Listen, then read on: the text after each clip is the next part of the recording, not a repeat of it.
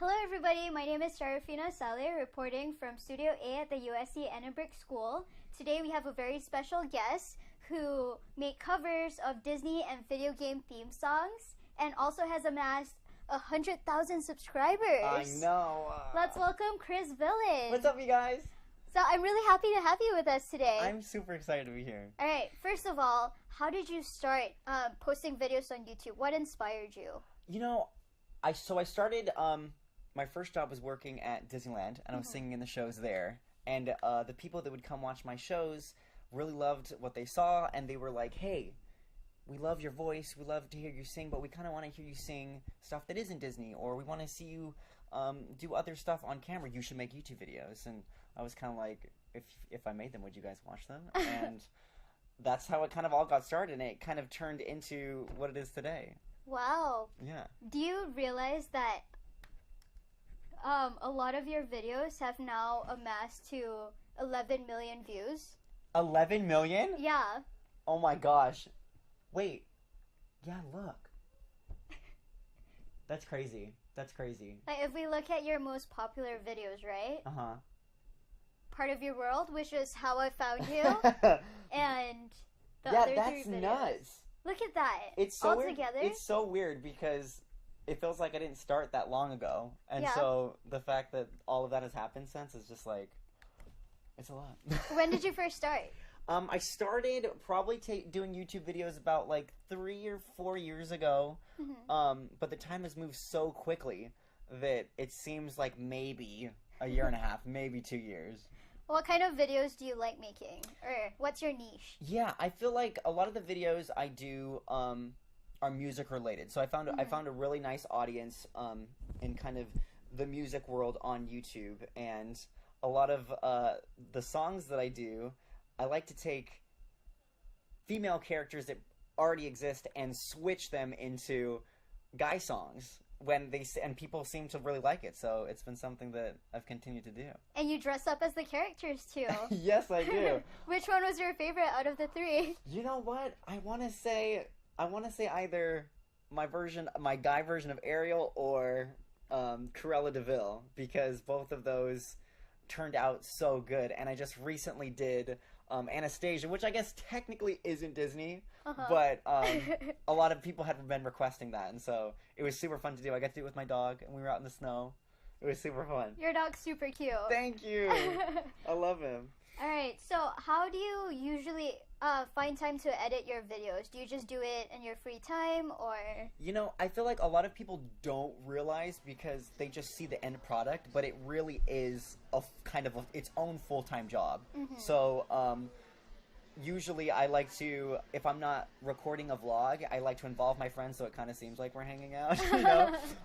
But then usually I'll come home from work or come home from hanging out and just hit the computer and editing hard.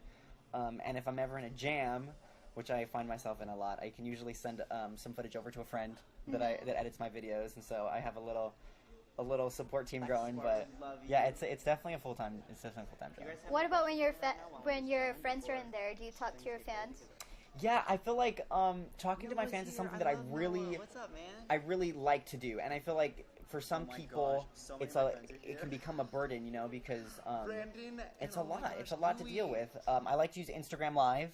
I like to use Twitter, and I try my best to respond to all the comments on YouTube, but sometimes it gets overwhelming, which again kind of comes with all of it, but I really enjoy it. That's great. Yeah. So how has being in the YouTube scene helped you as a person?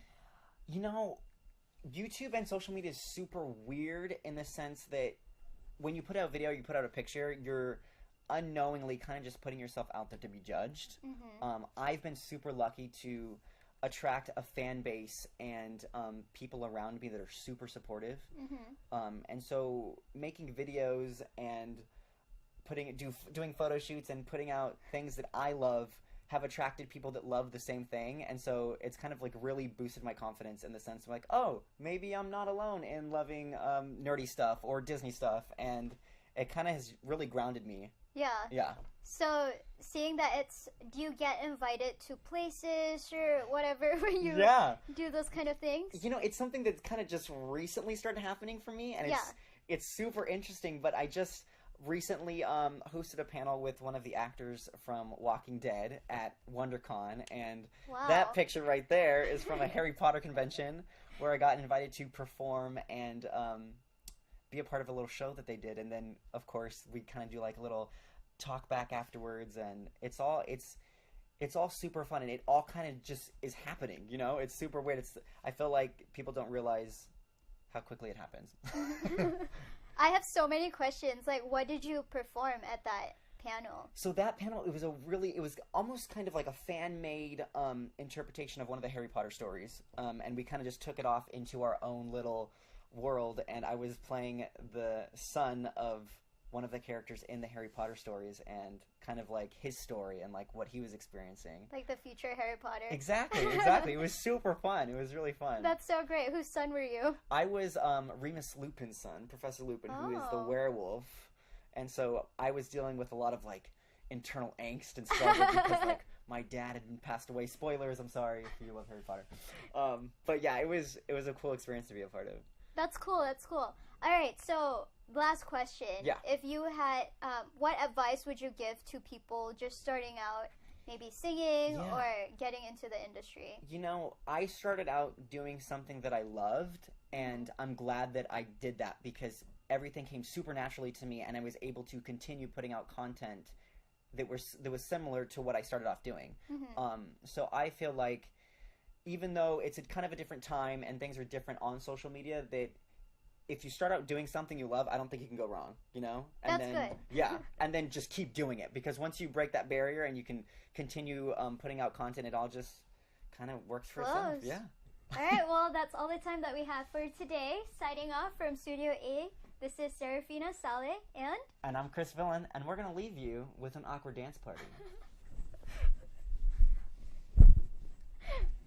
Bye! Bye!